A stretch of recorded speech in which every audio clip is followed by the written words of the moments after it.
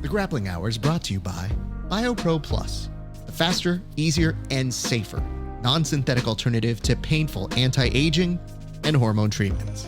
I'm gonna make you quit jiu-jitsu, dude. You're quitting jiu-jitsu after you roll with me. You think that you, in all $140 of your body, is gonna make me quit jiu-jitsu? I've been beaten up by better, sir. I'll have you know.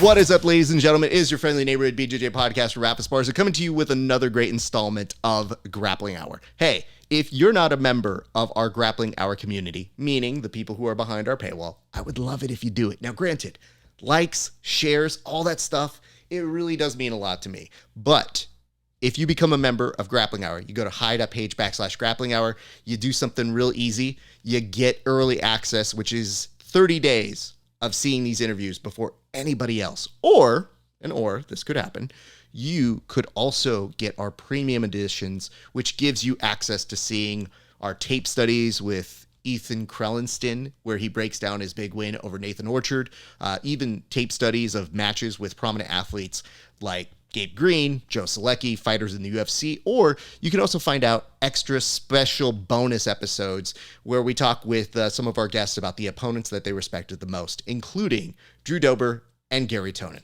But let's get to this right now. Okay. How do I say this? This guy I've messed up with. And you know what? The thing is, I've messed up multiple times. We actually started recording this interview, and I even messed that up. So I don't know if it's him. I don't want to blame him. I won't blame him. But I will say he holds the distinction of being one of the first athletes that I have ever apologized to on air. We'll get to that context in just a second. But let's give you the credentials of why we're interviewing him today. He just won the qualifier for the PGF. Our good friend Brandon McCatherine, who puts together the PGF out in Alabama. You will see our guest competing October 24th, after he has punched his way to that big show coming up very soon. But let's get straight to it. I once referred to this guest as Matthew. It was not my best moment. It was because I was not given a sheet that said his name. Unfortunately, I went through the commentary for two of his matches, referring to him as Matthew, by the suggestion of my good friend John Evans, not to throw him under the bus, but I just did. And I have to say, his name isn't Matthew. It's Isaac Cordova, otherwise known as Dova Dogg. Isaac, again, my apologies on all of the inconveniences I have done to you, but I want to ask this. When I first referred to you as Matthew, what was your first reaction when you heard it? Because you heard it on playback. Yeah, man. Well, I was in competition mode, so not much bothers me in competition mode. I just really can't be bothered. So I was like, they're gonna get it right eventually. So one win, you didn't get it right. 2 wins, you didn't get it right. Took 3 wins for you to finally get it right. So it just gave me the opportunity to right a wrong. So I was all good with it, but my students were pissed. They still don't let go of it. Every time somebody watches it, they let me know about it. Do they know that's me? Have they put it together? Because I know some of them. Eventually, if they don't know, it's a lot of white and blue belts who are newer to the scene. I've only been full-time coaching for about a year and a half, but then, yeah, so like first they tell me like, oh, there's this guy. And then eventually they come back, they're like, oh, it's this guy and his name is Roth. And so it's a whole process that has to unfold every single time.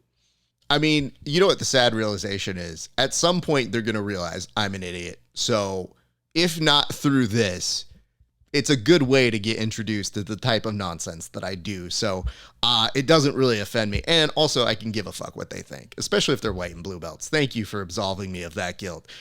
Hey, stick around for a few years before you can even give me shit. But yes, so it goes. I was not given a sheet with the competitors' names.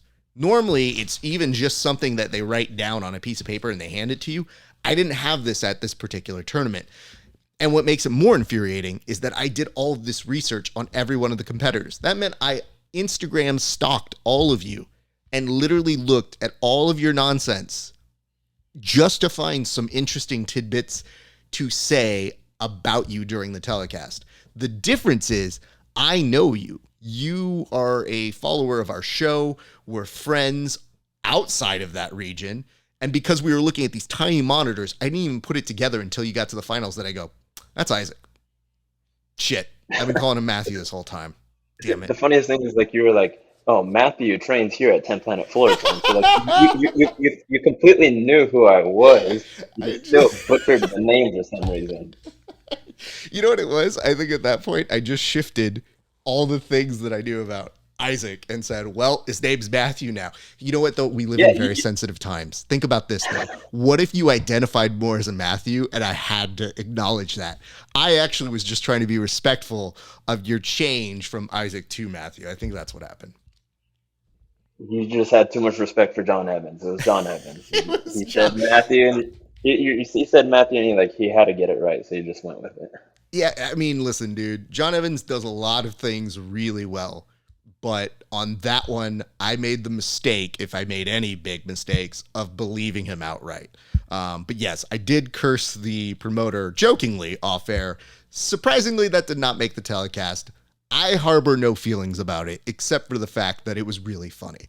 And in the moment, I was just like, well, yeah, I'm kind of pissed because if I had it written down, I would have put it together. But because you're in the moment and like you get into a zone for competition, I get into a zone of, all right, well, what's Matthew doing here? All right. I mean, Matthew looks a lot like Isaac Cordova, but oh, that's strange. It's the Clark Kent Superman thing that was happening there. All right. But let's talk about this, man.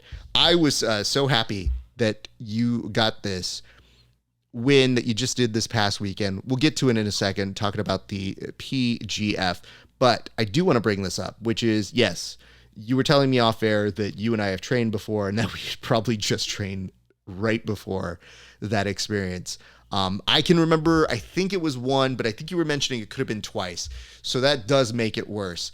But does it give you some sort of redeeming quality that the person screwing up your name is somebody who at least you've rolled with and you kind of know? Yeah, definitely. It makes it more hilarious. It's like, you're my friend, dude. Like, why are you butchering my name? It's like, I'm competing. I'm hearing you because, like, the booth was only like 6 feet off the mat. Like, I can hear what you were saying. It's like, you're like he's going for a Kimura, and then, like, my opponent starts to defend his arm, and then I can hear you calling me Matthew. I'm like, really, dude? Like, okay. I guess I'm going to have to keep on winning. So, okay, that was something I was worried about as well, because I did ask a couple people. I knew multiple people in that. I didn't mess up their names. I messed up yours. But I did ask people. I was like, can you guys hear us? And everybody lied and said no. And the thing to me is that I knew you guys would get really close to us. It was a fairly big mat, so I knew you would have moments where you'd be away from us. But there were moments where you were close, and I didn't want to be a dick to make it turn into golf commentary where I'd be like, and he's going for an armbar here. This armbar is very good. I was like, I don't want it to be that. I want it to be normal. So you telling me that they could actually hear my commentary as well makes me so, I mean, it's not even sad. It's just funny at this point. It's just, I didn't want to screw things up for you. You're like a cartoon character in the commentary. And at that point, it's like there's like a serious competition going on, and then you're just like a cartoon character from like left field that's just interjecting. It's so funny because I think I was trying to watch some of the comments, and the minute I put it together, I could see us getting roasted in the live chat. And then, you know, you have that moment of abhorrent fear, especially if you're a person who likes to prepare for things. And then you just go, yeah, you got to own this. If you screwed up, own it. Like, that's why we said it on air. So that's why I laugh. But you've gone on to do so much more since then. You've been such a great presence. I've been seeing you compete more and more and more. We're going to get into your backstory in a second, but tell me how you came to be that you were going to compete at the PGF. What made you go to that qualifier? I'd say Hunter Colvin made me go. Hunter Colvin was in season 3, and it just looked like he dominated and had a blast. That with the combination of Brandon McCatherine, BMac, the whole 10 Planet Decatur crew, Matt Scaff, Lindsay McCatherine. I've been wanting to visit 10 Planet Decatur forever, and I would have just paid out of pocket to have just visited the gym and trained. So the fact that they had the PGF qualifiers there and the USA grappling qualifiers there, everything just kind of perfect storm. So I headed over and decided to compete. I'm so glad that you did because I think did I message you before? And I saw that you were going. So when I was out in the wilderness, I have very limited Wi-Fi, so I was just like, "Oh, are you gonna do the qualifiers?" And you're like, "Yeah." I was like, "Dude, that's perfect. You're gonna fucking smoke that shit." And I think that God, I have to mention this. I think one of the funniest things you ever told me is I send those messages on occasion to people in our inner circle, and I said, "Yo, you're gonna go kill it, bro." And you're like, "Call me by my real name." And I was like, "Matthew." And I laughed so hard. I was on the other side of that text going, you know what? He's right. Yep. Yep. There's no me being a smart ass and being like, no, fuck you, kid. I was like, I got to eat that one. So I Yeah, like when, if you ever see me in the chat, every once in a while, you'll still hear me call you a Matthew. And the best part is there's no part of you in my brain, at least, that looks like a Matthew. It's like when I scored a goal in high school and they attributed it to Max Esparza. And I go, who knows a guy named Max Esparza? What Mexican is naming their kid Max, let alone combining it with the Sparza? And I got really angry. So I would tell people, I'm like, anytime somebody fucked up in high school, I was like, nah, that's Max Esparza. I don't know that guy. They're like, yeah. I was like, yeah, Max Esparza made some bad choices. Raf Esparza, though, all up here. Very smart. So maybe that's how I should have told you I this, fucked up. this joke lives on, man. Like I'll be at open mat, like looking for my next roll, and then like my teammates will call out, hey Matthew," just to like mess with me.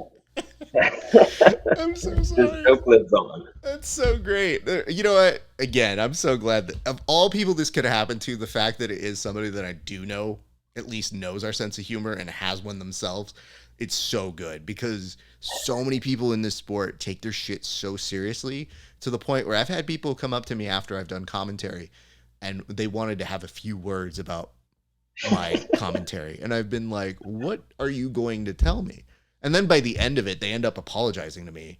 And it's just because it's a very self conscious time. People get very in their heads. So I just try to make people feel very relaxed. And I'm like, wait, oh, they thought I was somebody else. And I'm like, you didn't know that wasn't me, right? And they're like, yeah. Oh, I'm sorry, dude. So they apologize to me. So it's a grand circle. I just try to keep a good perspective of it. They Tell don't know me. you're a comic, man. So tell me about this. When you knew that you wanted to go and it did work out, tell me about the day because I want to hear about the matches. I want to hear about the experience. I was trying to keep up as much as I could on the actual Instagram stories that you were putting up. So can you describe how your day started off over at that tournament? Yeah, so Saturday morning, I look for a coffee shop before I go to the tournament. I drink cold brew every single day.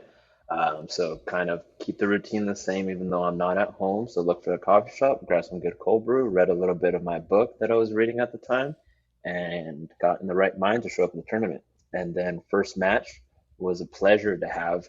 I think that match might have been my favorite match ever. If you're gonna watch any of the matches, watch the first one. It's only 4 minutes into the PGF qualifier stream on YouTube.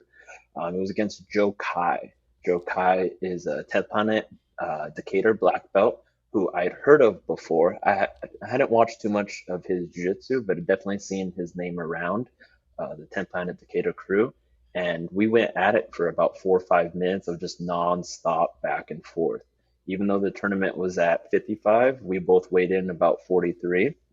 And I tried to pressure pass for about 4 minutes, constantly just getting redirected and bouncing off his guard until I pulled standard Ashi real quick, switched to reverse X, cross Ashi entrance, and finished with the inside heel hook. And that might have been my favorite transition I've ever hit in competition.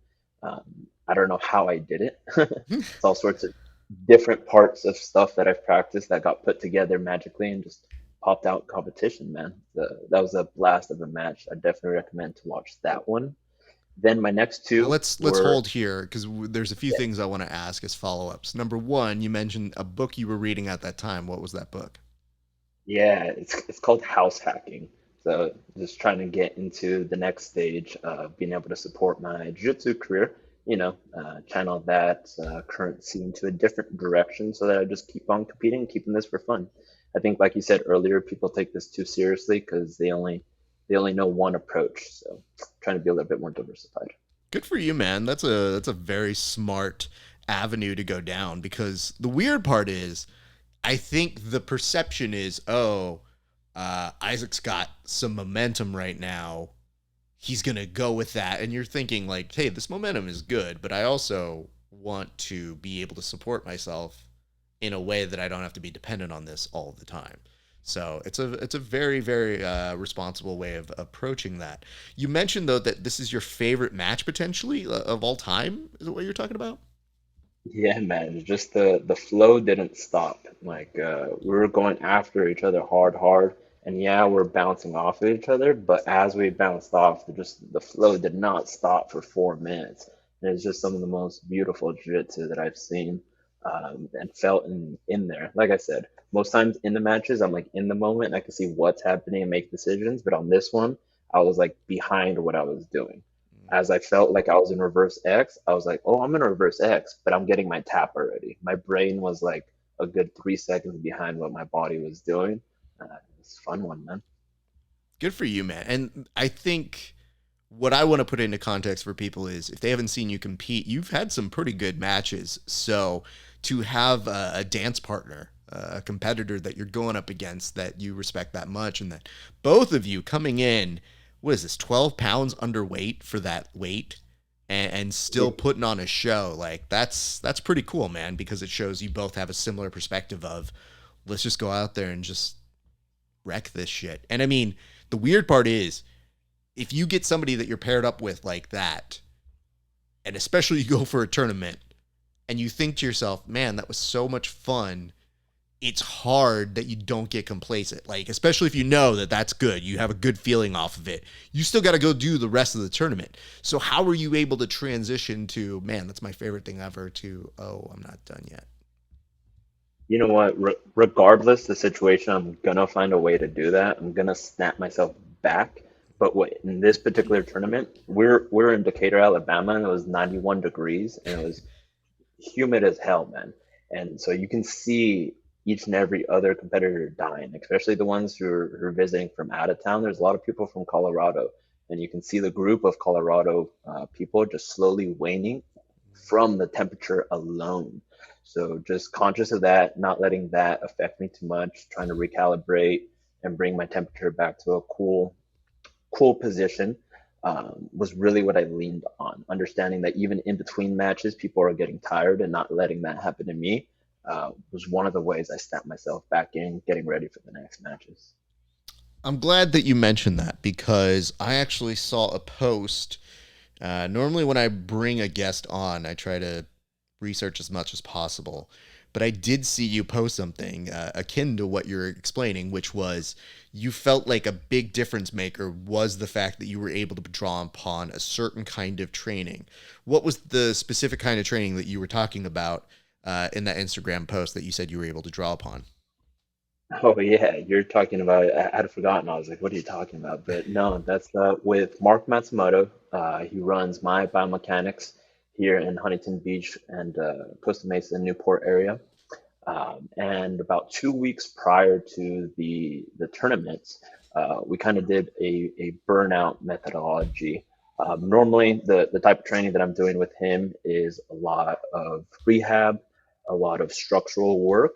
So this is one of the few times he's actually put me through this type of burnout workout.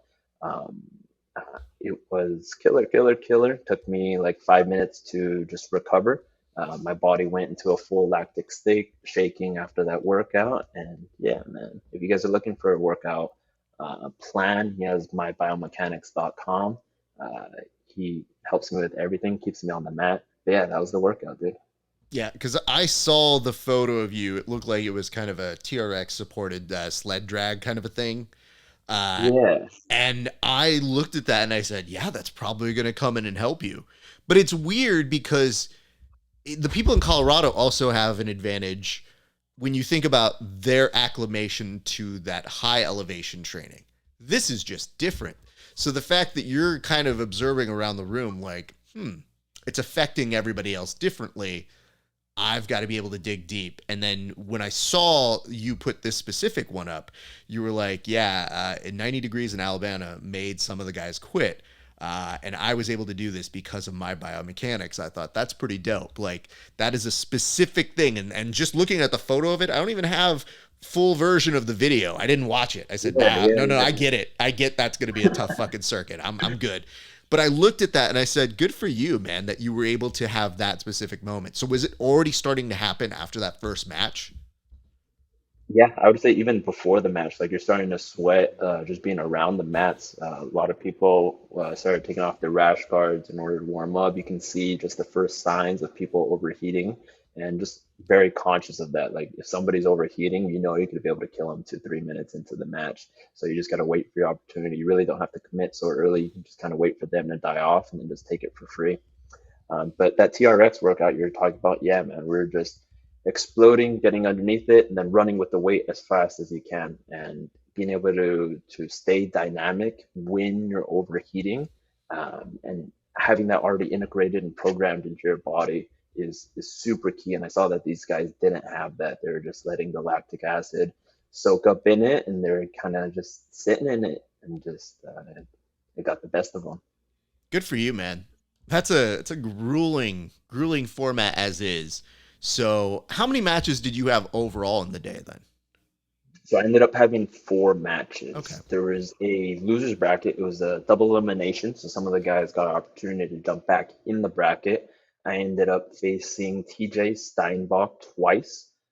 In my third match, he went back into the losers bracket, won it, came back to face me in the finals, submitted him in the finals, and yeah, was able to win.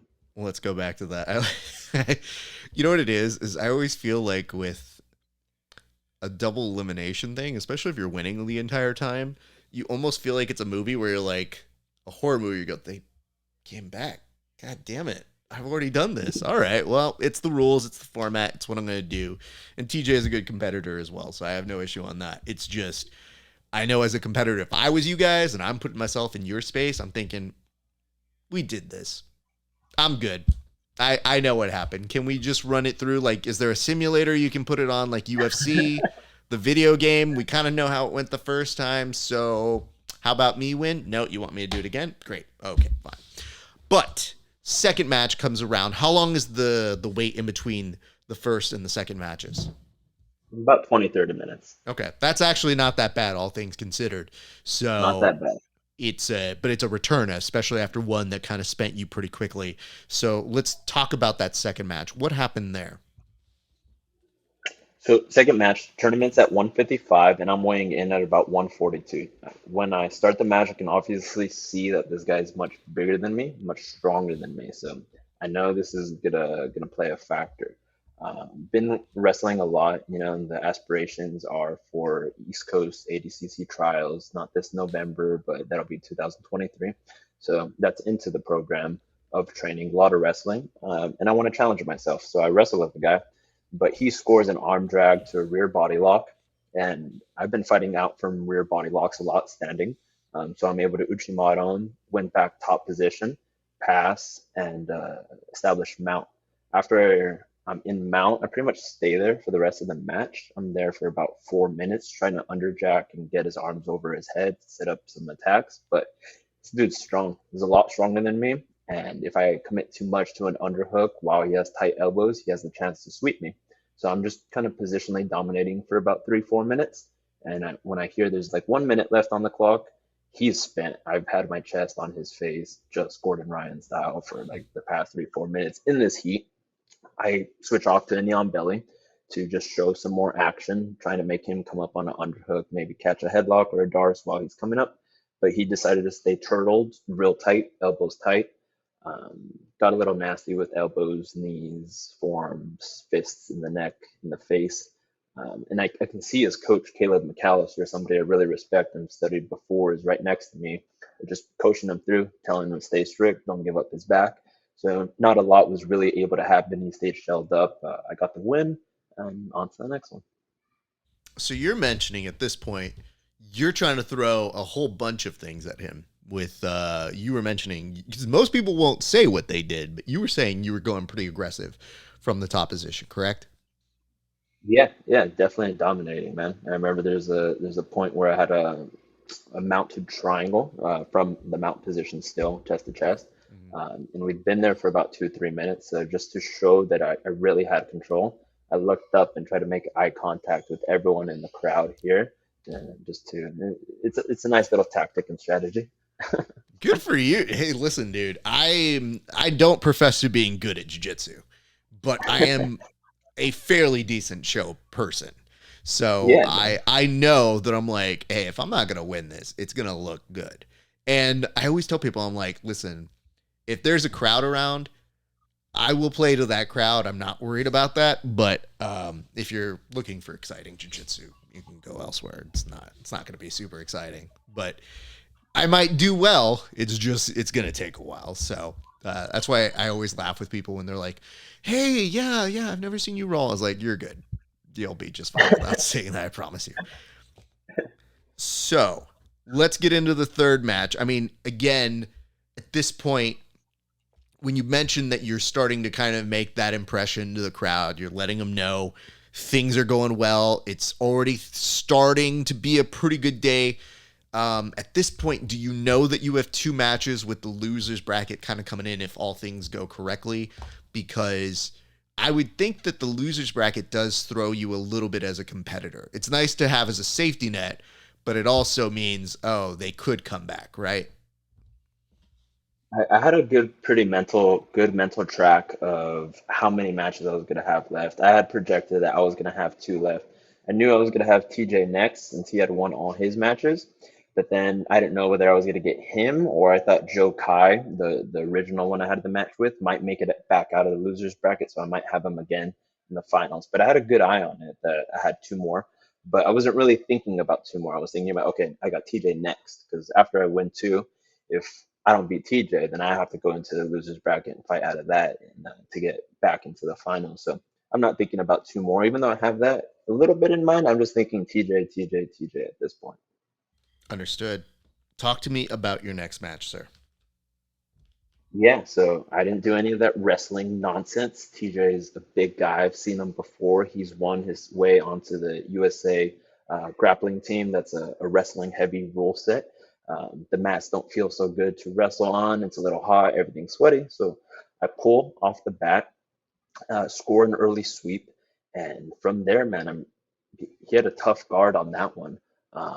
I am using just really 2 to 3 passes, trying to combo my 2 to 3 passes, not going too expansive, limiting it, but just smashing between my 2 to 3 passes. And he's really keeping me on the edge of his frames for an entirety. I'm definitely winning the match, so I don't feel like I need to put myself at any bigger risk to go to many, say, more explosive passing or something that would give him a chance to come up and score some points too. I'm getting near passes. I have head and arm control. He's battling back. I'm forcing inversions, but I'm definitely, I know I'm on the leading end of the dance. He's reacting to everything that I'm doing. There's not one offensive move that he's making. As soon as he comes up, I'm pummeling knees to the inside, underhooks, and I'm scoring consistently. These little things score a lot. I know when Bradley McCatherine is watching Jiu-Jitsu, he sees that I'm making the first move on everything that I'm initiating, even though he's successfully framing me off, pushing me out. A big thing of competition over the past couple of years has just been patience. You know, I'm not gonna. I'm supposed to win this. I'm coming into this bracket as the top dog per se. So I don't want to lose this match. I'm going to win it, so I'm not just going to give it away with some sloppy jiu-jitsu. I end I, up winning the match via decision just because I was dictating the tempo. I like the fact that this is supposed to be a tournament that is designed to give people in the South some exposure. And then here we are, us greedy Californians, sending one of our best to go over there and be like, so sorry, y'all. Love y'all.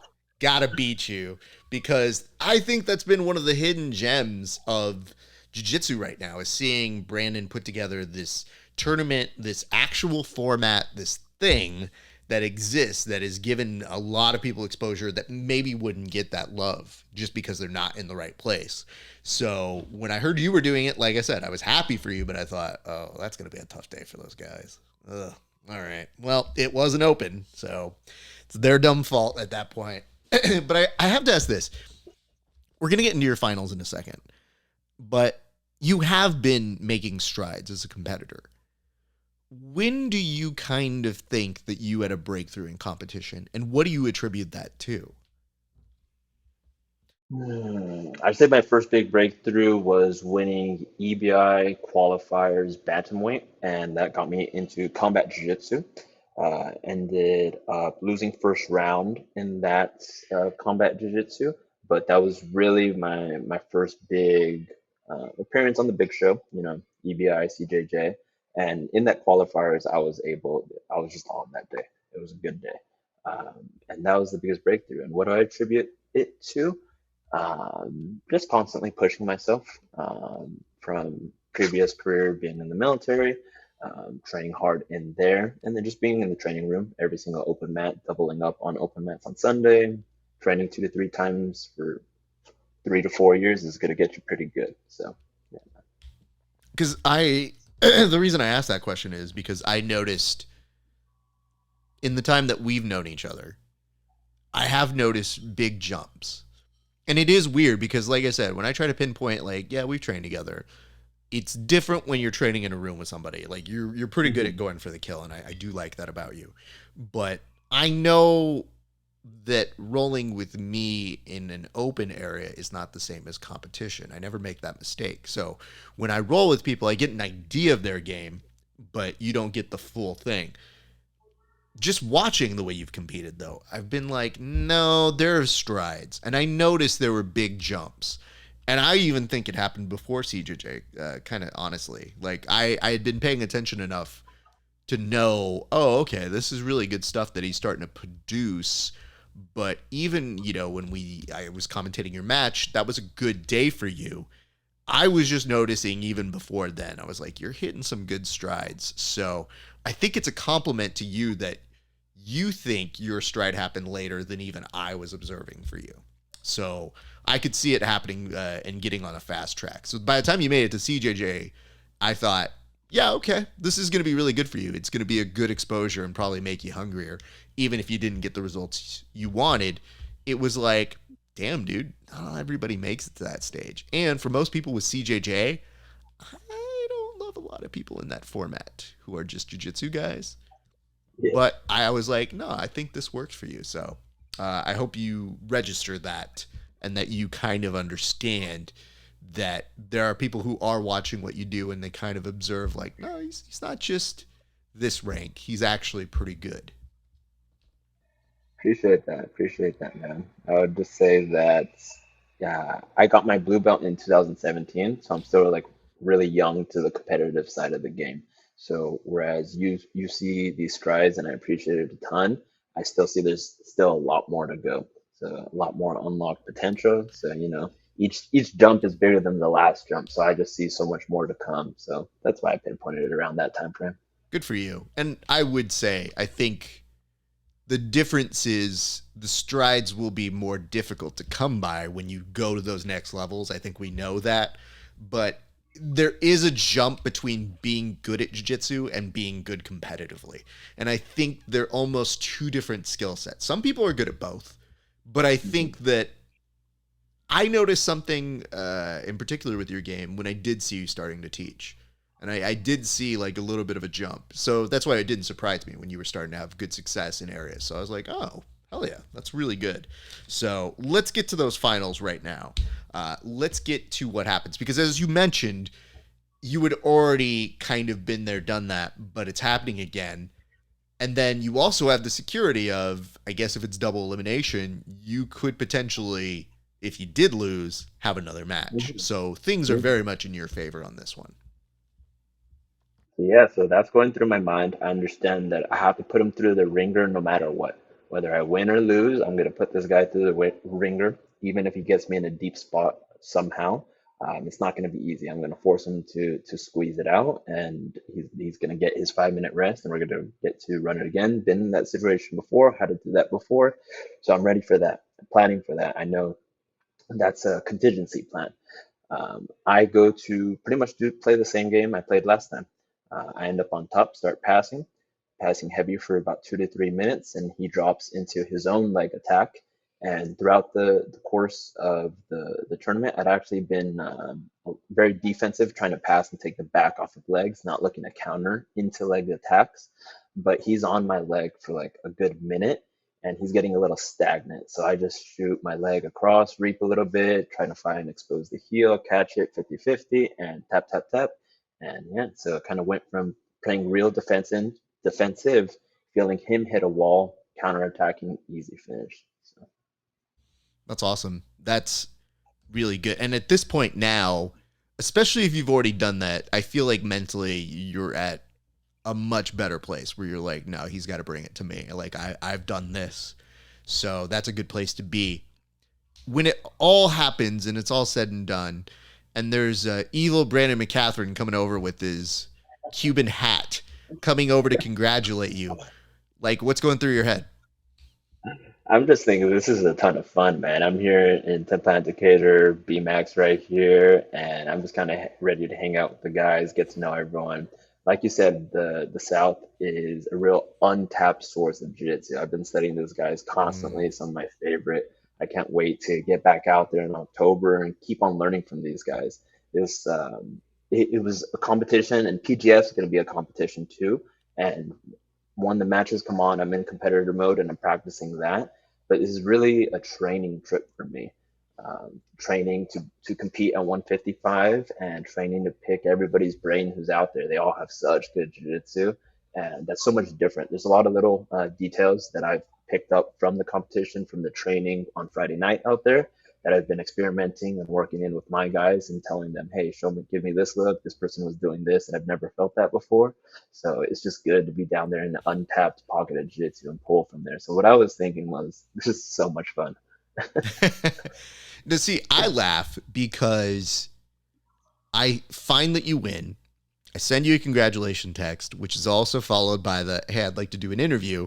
And I'm thinking to myself, I'm going to allow time for some travel. We'll see if we can at least touch base, maybe on Monday or Tuesday. And you're like, oh, I'm already back. And I go, I'm not even back. What the shit? So you made it back to headquarters. And that day there was a blue belt kind of quintet team tournament, right? And were you coaching that? Yeah, so there was a team duel on Sunday. So I got it back up to Wednesday of that week. So Wednesday night we had a team duel tryouts and practice where we taught some of the guys some EBI overtime strategy, some quintet strategy, some tactics while we finalized the team and the weights because there's a weight limit for the 5 guys. We put together the team that night. Flew Thursday night, caught a red eye on Thursday. So I landed Friday morning in Alabama, spent the night there, trained Friday night, Saturday competed, caught the next red eye on Saturday night to get back to help coach the guys that we had coached on Wednesday win the team duel at 10th Planet headquarters. So 10th Planet Orange County won the 10th Planet team duel on Sunday, man. I love the competitiveness at headquarters. I love qualifiers. I love the team duels. That's kind of where I've cut my teeth. And it's we have it down pretty scientific. Mike, John, and I, we're always in there. Either one of us or Derek Rayfield is in a qualifier, so we kind of know the timing, when to get ready, what's going to happen. I wanted to be with my guys, and was really, really excited, really stoked to get back to headquarters, man.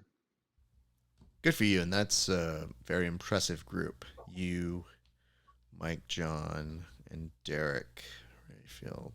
I won't mention which one I don't like, but I think they know who it is. Anyway, we'll move on. I do love the fact, though, that between the three of you, very different experiences, but it feels like you guys are going to war all the time. Like, I will always hear about a qualifier because of one of the three of you. So sometimes I don't even know it's happening. And then all of a sudden I see a day before Mike John's like, yo, gotta get ready. And then I see Derek pulling off some random ass shit, like buggy chokes on buggy chokes. And I'm like, y'all are a great squad. Like, that's a really good group of people to be amongst. So props to you guys. And I was really happy. I thought, man, talk about commitment. Finishes, gets up, flies, makes it back in time, straight at headquarters, make sure the team wins. And then do you get a moment to kind of like enjoy your Sunday night? Like, what does that feel like? Because you have to be on two highs. There's the high as a competitor, and then there's the high as a coach. What does that feel like to have that come down when all of those wins just happen across the board? There really hasn't been a decompression time, man. Yeah, but the weekend was definitely an experience, definitely an overload of intense jiu-jitsu, especially being at headquarters. We were kind of there for 12 hours. In between rounds, I was napping with the sweater over my head in between coaching, waking up when I felt somebody needed to hear something. And then just that night, just got some, went with the family. It was National Ice Cream Day on Sunday night. So we went to Afters over here in Fullerton, California, a good ice cream spot, grabbed some ice cream, and then right back to coaching. It's been a heavy training week, but the whole weekend was purposeful. I did it on purpose, setting, like, the guys don't know what a blue belt quintet is. You know, most of them it's their first time. So setting up the practice, saying, hey, get ready. These are the tactics. These are the little things. This is what wins you inches, and inches win you the battle. Knowing that I was going to go out to PGF and come back, kind of setting the standard for the guys, kind of looking around, making eye contact. I say, hey, look what I'm doing. What are you doing? Let's see this. Come on, bring it up a little bit, because we're still about a year and a half out from East Coast trials. So the more hard work we can put in right now, the more it's going to pay off for that time, because we have a few guys wanting to jump into those East Coast trials.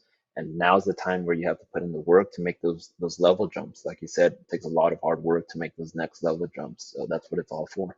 And those ADCC trials are definite level jumps. So even though like you see people that you think, oh, this person's going to kill it, they're so good at these.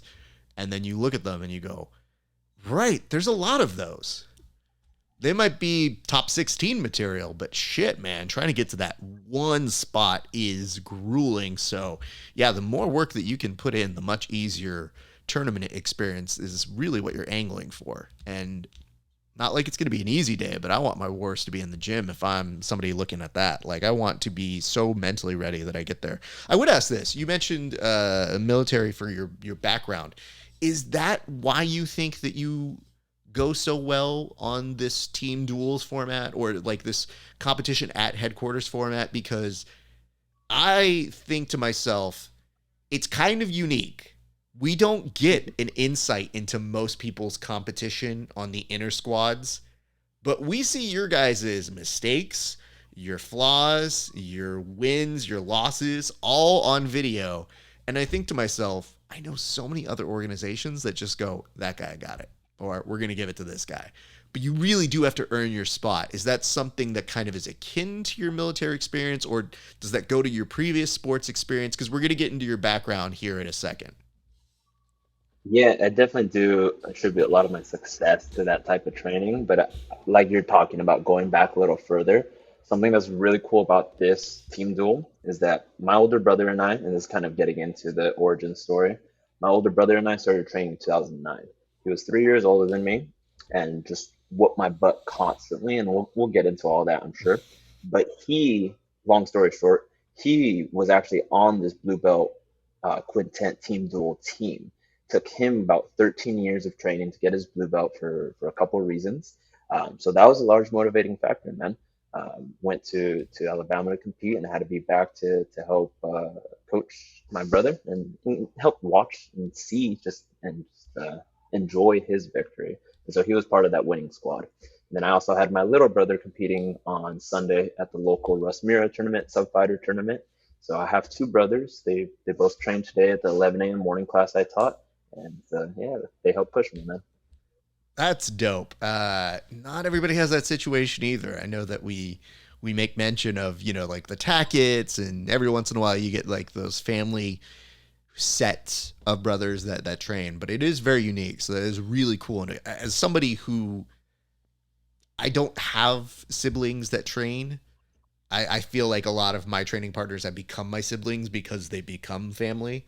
So they become like default, like, you don't get a choice. You're my dumb little brother, and I hate it. But for you to actually have blood family coming in there and doing that, and now to kind of be that guiding light for your older brother has to be so cool. And it does explain a lot as to why you would come back. So, when is your first memory of doing any kind of training? You mentioned 2009. Was that your first experience in martial arts, or for wrestling? Like, where does your athletic journey begin? So I grew up playing competitive soccer, played club soccer. My older brother went and played college soccer for a short stint. That was kind of the route for me, was to follow him and go play college soccer because I'd been playing at that level. But then I decided to join the military. But insert 2009, my older brother and I are in the upstairs living room watching Spike TV, and we see the show Human Weapon with Jason Chambers, where he goes around, learns a different martial art, and then fights and spars with the best dude at the gym. And it's an awesome show. We're in love with it. And then from there, after Human Weapon, it's the UFC on Spike TV here. We're watching BJ Penn just destroy people with triangles and arm bars and RNCs. Somehow I got my hands onto Mastering the Rubber Guard by Eddie Bravo, and my brother and I just started going to war on the carpet and in the garage concrete. Just started beating each other up, and after we beat each other up, which by each other I mean he beats me up. He's 3 years older than me and very competitive, so he beats me up. I go learn a new move. I semi get it onto him. He's like, "What's that?" I show him. He destroys me with it. And this is the process that we filter through for like 8 months. And we actually get pretty decent even though we're just training with each other because we're training like two, three times going at it. I'm about 15, he's about 18. Until we step into an MMA gym about a year later, 8 months to a year later, and it was called UMA, United Mixed Martial Arts, with Coach Mike Rush here in La Mirada, just a local MMA gym. And we walk in, we do our first class. And I remember head coach Max was like, "You guys have trained before?" And we're like, "No, we've never trained in the school." He's like, "No, you guys have trained before." And it's like, "Where?" And I'm like, "No." And because we're like tapping out a couple other guys. And he's like, "Let's roll." And so like I roll Coach Max and he just destroys me. He's like, "Yeah, you've never trained before." So then I go to the military at some point. I end up taking 7 years off of jiu-jitsu where I just hopped into a gym once or twice. I had stopped into 10 Planet Oceanside a couple times during the military because I was stationed here in Southern California, Camp Pendleton. And so I hopped into Oceanside a couple times, knowing that I was in love with jiu-jitsu. From the very first time I did jiu-jitsu, I felt that elation, that joy, that high that when you're driving away from practice, you're like, wow, what did I just do? So the whole time I was in the military, I knew when I got out, I wanted to do jujitsu, and I loved it. So I got out in 2017, and then started training full time, going to college. Then about 2020, Coach Andy Ballmore offered me a teaching spot here at 10 Planet Fullerton, and stopped going to school and just been training, teaching, competing full time now. Okay. A few questions, but I think there's one thing that kind of stuck out to me as you were describing your journey. You mentioned that even though your brother was beating you up, that even though you weren't getting the better of him, you were still recognizing at a very early part of your jujitsu journey a brain for it. Like, you were coming up with moves that he may not be able to get, but once he gets, they're problematic for you. But it kind of shows that even from an early age, you had kind of a intuitive brain to the sport. Was that something that you kind of recognized, even though it was not probably fun to get tapped out all the time, but that you had this little bit of hope at the end of the tunnel that you could see where you're like, no, I think I kind of, my brain does do this. Yeah, man, that's definitely been our natural compliments always.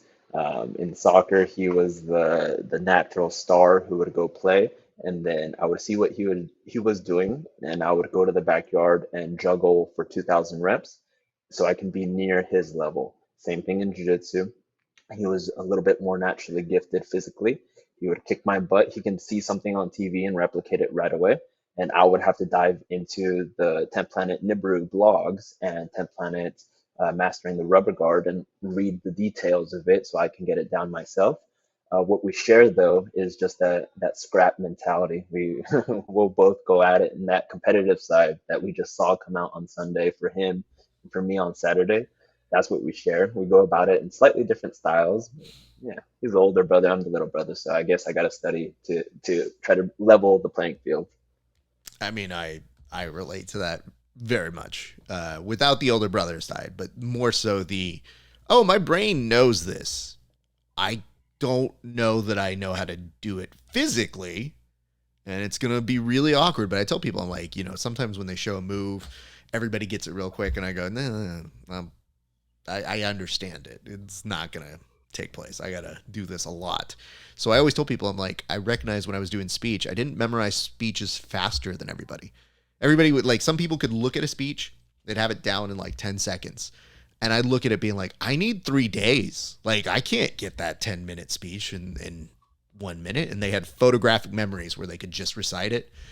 And I think that one little thing that I learned from there made me change the way that I approached my jiu-jitsu journey, where I was like, oh, this isn't going to come naturally to me. I gotta really lean on the smart side whenever I'm doing it. So that's why when all these kids are like, I don't know how to do this, I'm like, you'll figure it out. You just got to do it. And more importantly, there are ways to structure it around your strengths. But the quicker you can recognize what you're not good at, it's actually better. So I've always found that as a huge compliment to my game is always like, oh, I don't know that I'm good at this, but I know I'm not good at it, so that's going to give me an advantage. So that was always very, very helpful. So how then does one become a Dova Dogg? Because I knew your nickname before I even knew your real name. And it's problematic. I think that was one of the first things I said under my breath too, when I realized that you messed up, or I messed up your name. So I was like, in my defense, his screen name is Dova Dogg, which is not a real name that you put on a tax form. So I was really searching for excuses on that one. So when does one person become a Dova Dogg? Was that a nickname that you got from 10th Planet? Because it's a very 10th Planet-y name. Or was it a name that you kind of had previously, like when you're growing up or anything like that? Nah, I got this nickname in about 2014, early 2014. I was in the military, and everybody calls you by your last name. So people are calling me Cordova. Then somebody shortens it down to Dova, and then my buddies are calling me Dova for a while, for a couple months, and then eventually somebody calls me Dova Dogg, and then it just sticks. Dova Dogg is the name of my platoon, man. I would say this though, as opposed to other people with their nicknames, DovaDogg feels like a vibe. Like when they told me your name and they're like, "Hi," I felt like I was introduced to you as DovaDogg and not Isaac. I was like, "Wait, I never know what to do in those situations." Clearly, but I was looking at you and I'm like, "Do I, Mr. Dog, Dove? What am I supposed to call you?" And they're like, "Just call him DovaDogg," and I'm like, "But." What's his real name? And I do this with so many different people, especially in the 10th Planet system where they go, oh, we don't call him that, we call him this. And I go, no, tell me his fucking real name. So for you, DovaDogg is a vibe. And I feel like it's kind of a cool nickname because for you, it is very much like, I feel like Isaac is the person I'm talking to now, but the person I see who competes is DovaDogg. Like Yeah, most that's definitely. very much how I differentiate the two. So I do appreciate the fact that you got a nickname that was very quickly in there. So when did you know that you were hooked? When was the moment that you knew that you fell in love with jiu-jitsu? Because it seemed like with a 7-year layoff, most people don't come back, but you knew you were hooked from a long time ago. But when's the moment that you actually remember distinctly falling in love with jiu-jitsu and saying, like, maybe even I kind of want to do this as a career? I was hooked from the first time I saw it on TV, man. When I was watching Jason Chambers travel the world as a martial artist, sleep in a dingy, dim gym for 2 weeks, training, the respect, the fight, and then fighting the best guy after the end of the 2 weeks, dude. I was in love with it then, man. Every single time, like I'm saying, after we would roll at UMA here in La Mirada, the local MMA gym, it was just such a high, such a high. Never done ecstasy myself, dude, but that's the exact feeling that I was having. I was leaving, driving over the hill to go back home, and it's just insane bliss that I was feeling when I left those rolls. When I decided to do it for a career was probably 2019, 20. When I decided to stop going to school full time, I was going here to Chapman University in the city of Orange. I was looking at the PA route, physician's assistant. Um, and yeah, my heart 100% wholeheartedly chose Jiu-Jitsu. And I love it, dude. I mean, you do make a good fit for it. So I do see that for you. It is definitely something that is, it's grueling, but I think you like that grind. I think it's challenging, but I think you like that challenge. And when you're competing at the levels that you're really breaking through to and having some good success in, I think that it can be very rewarding when you're seeing that people are kind of acknowledging or seeing cool things in your game. So obviously winning, fun, great. But even when you're not winning, like some of your stuff is like really impressive. Like it's really cool to see all of those things happening for you. I would ask this though, is that for you as a coach, I've noticed that you've stepped it up in such a way. The system that y'all have in that whole 10th planet network specific to the guys, you know, the Fullerton, the Orange, and by proxy, even the guys in Vegas. Like, there is a system where when you guys get integrated as coaches, I just see such drastic improvements. And I wondered what has been one of the most fulfilling things that you've had as a coach or as somebody who's been an instructor like right now. It's obviously going to continue to grow, but what has been one of the most rewarding things that you've seen kind of stand out to you as a coach or instructor? What I'm experiencing right now is seeing my first batch of blue belts. So I just promoted my first batch of blue belts that I've been working with for about a year and a half, and to see how pristine their game is getting. Because like at white belt, they're getting hooked on and they're getting some moves on some people.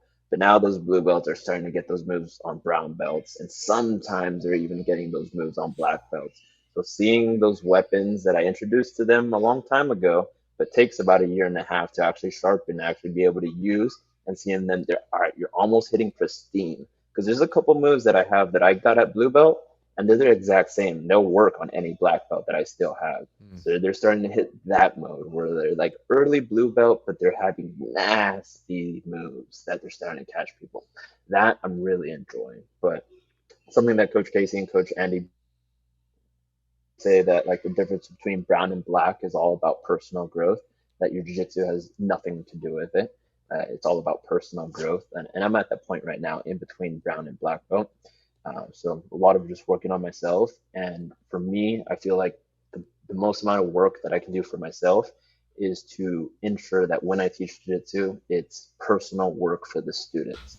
So getting to have that personal relationship with the 300 students or so that we have here at Fullerton, getting to know each and every single one of their stories and working to make their lives pristine, not just their jiu-jitsu pristine, is like one of the most rewarding things I get to do.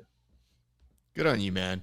That sounds really cool. And like you mentioned, I did see you do some promotions recently, I think on your stories. And I just thought, okay, that's kind of cool to be at a point where you're starting to raise those next killers, the next versions of you, and being able to impart them the wisdom that you maybe wish you had when you were getting slammed on concrete, which, by the way, now if you don't look back at that and think, what was wrong with myself? But they did kind of formulate the competitive drive that probably is fueling your success right now. So a lot of props to you for that. As we start to circle here, I guess what I'd like to know is what is it that we can expect from you at the PGF? Now, we mentioned it's not till October. You're not going to be short on stuff. It seems like you're going to be competing at the ADCC Open that they're going to have, which sounds like an amazing opportunity, which I know we'll probably see you pop up at other things in that time as well as they come up. But what are we going to expect from you in this PGF next iteration coming up, sir? You're gonna get definitely a lot of highlights in jiu-jitsu. as far as like the competitions go. I'm doing my best to have exciting matches, and you see a lot of that. You're going to see some new moves. You're going to see a lot of wrestling from me. The whole point of jumping up to 155 is to be able to take down 155ers easy. So you're going to see a lot of takedowns, hopefully some suplexes from me. I'm promising that right now already, and it's a goal. It's like, yeah, you're not going to stop that and get behind you. I'm going to suplex you. Um, but what you're also going to see is hopefully a lot of 10 Planet Decatur. Just me getting to know the guys. Joe Kai is super cool. Matt Scaff is super cool. Lindsay's super cool. And just me, I hope to show me learning from the Southern crew and all the nasty jiu-jitsu that they have, and stealing that, bringing it back to the West Coast and hitting all the West Coast guys with it after I get back. So that's really what I hope to show. That's awesome. And I am super stoked for that. I think that people should be aware, though, they can go to your Instagram. Of course, that is going to be Dova Dogg, and it's very easy to find on the interwebs. But yes, DOVADOGG, because that's the easiest place to find an instructional that you put together. What made you want to do an instructional, and how did you go about making one, sir? Yeah, man. So I have a triangle instruction. I appreciate this. I have DovaDoggDojo.com, just two G's in DovaDogg at the end. And I have a triangle instruction. I'm proud of my triangle. I think I have maybe the best triangle game in the world. And I'll put it on there with on par with anybody's. Being able to teach the triangle, being able to take a white belt and have them do a perfect triangle. I think I have one of the sharpest triangles out there. And I wanted my students to have a resource where, hey, I teach a month at a time on a specific topic, and when we get to the triangle, I want you to be able to pre-study so that you can actually soak in and have all the knowledge possible. So really, the content is aimed at my students so that they can pre-study and come to me during class and discuss it, but it's suitable for everyone. If you watch that, it goes through a linear process of warm-ups, principles, and then finally setups at the end. Anybody can really learn from it and up the triangle game, whether they're trying to learn it from the beginning or really sharpen up the extreme details that it takes to have some of the tightest triangles in the world. I mean, listen, my man quit college, but college didn't quit him, because my man is basically giving you a textbook and saying, y'all better read this textbook before you come to my class. It's not required, but you might die if you don't. So no. I think you got enough out of college to be like, there might be something in this. Hold on, I'm gonna make these kids get my textbook. Yeah, That's what man. it. Triangles pay the bills nowadays. Yo, but as somebody with not the best triangle, I'm intrigued, because when you put something out there that says, yeah, I've got one of the best out there, I'm willing to put out there, that's fine. I have no issue with that. When you say, like, no, I've got one that works for anybody of any levels, I want to be like, I don't know, man. My triangle's pretty. So I will potentially check that out, because I have to get over my own thing this month. We do monthly kind of focuses this month, and me and the guy who teach at a gym, we were talking to each other like, what are we going to teach this month? And I was like, I was thinking triangles. He's like, oh, my triangles are good. I was like, they are. So I'm going to teach rear naked chokes while you're teaching triangles. Sound good? And he's like, yeah, wait, I thought we were going to both do it. I was like, ooh, I don't think they want to learn my triangle. My triangle's like, nah. So I'll be happy to pass that along to my students as well and be like, yo, my triangles suck, but this is pretty affordable. And all things considered, he's got competitive success that shows from that. So I will be happy to plug you whenever I am telling people where they can get some good information. Sir, this has been a long time coming. Like I've mentioned, I've been paying attention. I've seen you win qualifiers, and we've been in a crazy time where you have been picking up a lot of momentum. You have been really, really consistent with your work, and getting to know you a little bit off air, like you're a good guy, and it's very fun to see you do these things. So I consider this kind of like the first chapter, and hopefully many that we get to do. Hopefully you win the whole thing, and then we can do this all over again and talk about that experience. But you've definitely deserved to have your face on this show because of the work that you've been doing. So big congratulations to you, my man. Appreciate it, my man. It means a lot. You're think you're over like 500 episodes of overall podcasts. So it means a lot to be able to be on the show of this caliber, dude. Appreciate it. Well, that's very nice of you to say. I just know that we have a lot of similar friends. We have a lot of similar folks who also do good work, but you have been right there with them. And I feel like something big's coming. I don't know what it is, but I don't want to jinx you. I just want to say, stay on that path. Whatever you're doing, it's working. And I feel so happy to see you fulfilled with these students that you've had, because like I mentioned, once I saw you starting to teach more and I was like, oh, is he teaching now? Oh, that's awesome. I saw definite improvements in your game. So I think that you've been able to draw upon that experience of when you were working with your brother and you were kind of saying like, I don't know it, but I think I can use part of my brain. I think it has something that puts it together. I think now that you've been doing that as an authority figure for your guys, as an instructor, an elder statesman, I think that's part of the reason why you jumped. So if anything, I solved part of the mystery of like, why the fuck did he get so good so quickly? Like, holy shit, like this happened really well. Like I felt like I just saw you one day as a blue belt. I was like, that's cool. All right, whatever. And now I'm like, yo, this guy's like competitively really solid. So I think it's always great when you can see those journeys, and it's no surprise. So happy for you, sir. I'm looking forward to what's coming up next, but I want to give you this opportunity right now. I'm going to put the camera on you. Feel free to shout out anybody you want, any plugs you want to give, anybody who helped you get the win, or anybody else. The camera is on you, sir. Yeah, appreciate it, Coach Casey. Feel your love from Vegas every single day. Coach Andy Ballmore here at 10th Planet Fullerton. Thank you, my brother. Thank you to Mark Matsumoto at My Biomechanics. Like most jiu-jitsu athletes, I've had tons of injuries, and you helped me spit those out and get stronger and stronger and add new moves to my repertoire. And thanks to all my students here at 10 Planet Fullerton. If you ever want to roll, train, or learn from me, feel free to pop into 10 Planet Fullerton. I teach 11 a.m. Monday through Friday, and the 6:30 evening class Monday through Thursday. So come get some training. I feel like I owe you another round because I don't think we've trained with each other since the Matthew incident. So We definitely have not trained since Matthew incident. I need to give it to you. I need to give it to you, man. I need to give it to you. I mean, here's the good news. I know a little bit about your game where I know that I can go a little meaner, and I don't tend to be a mean person.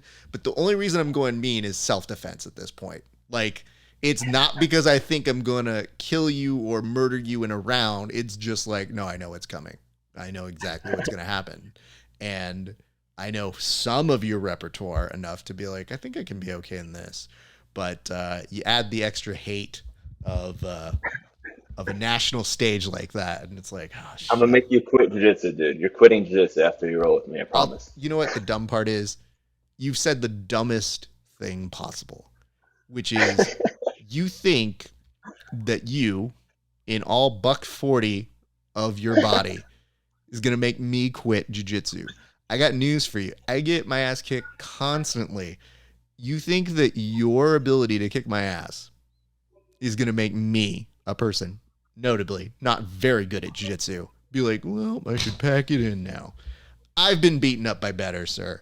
I'll have you know. Thank you. I know you have. What rank are you, Ruff? Purple.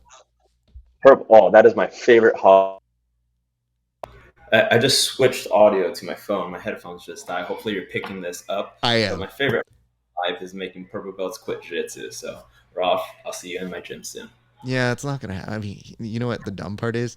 You're going to bring out the part of my personality that's not going to beat you at jiu-jitsu, but that's going to cheat and use really deceivious kind of WWE BJJ nonsense, because that's how I even things out. Is I'm like, no, you kids are good at jiu-jitsu. I'm good at cheating. I go through the Eddie Guerrero version of life.